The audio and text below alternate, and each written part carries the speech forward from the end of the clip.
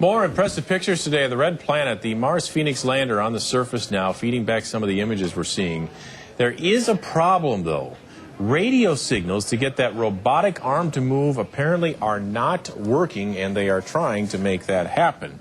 That's right. Some of the parts of that mission, however, that are working came right from a local company. And we're lucky enough to have them in our backyard today. Andrew Luria spoke with the head of Aerojet about their work with NASA.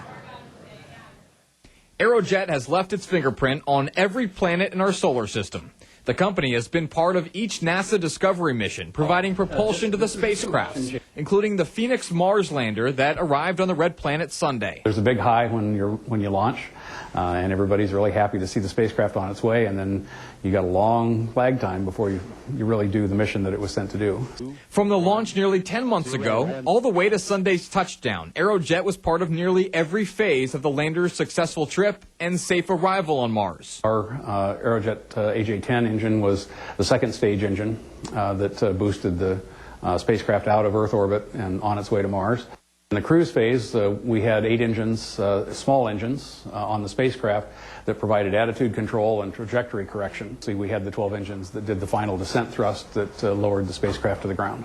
More than half of Earth's attempts to land a craft on Mars have failed. In 1999, Aerojet was part of the Mars Polar Lander mission that crash-landed upon arrival when the engines were prematurely cut off.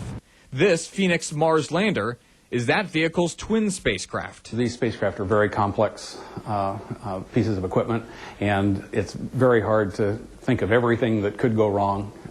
So you're always worried that, what was it that nobody thought of? Once the Pheonix safely landed, their patience was tested again. It took nearly 15 minutes for the message to reach Earth that touchdown was successful. Oh, yeah, it's a long time before you get satisfaction. Now that the lander has arrived, it can begin its real mission, and Aerojet can move on to its next one.